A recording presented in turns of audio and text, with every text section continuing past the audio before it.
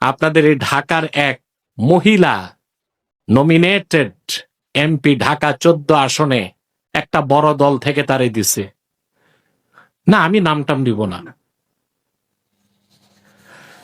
এ মহিলা বলতেছে পুরুষদেরকে 4 বিয়ের অধিকার কে দিছে?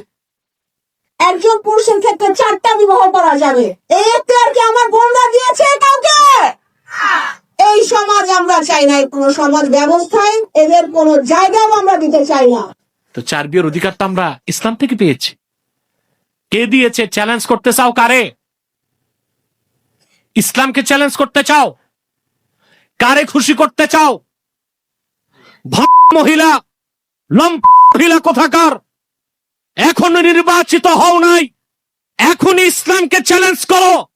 সংসদে যে বিজাতির দাবিদারি করবা, ক্ষমতায় যেতে দেওয়া হবে না, তওবা করতে হবে, সংশোধন হতে হবে।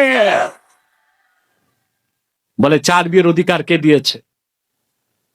দেশে লাখ লাখ পুরুষ থাকতে তোমার রাজনীতি করার অধিকার কে দিয়েছে?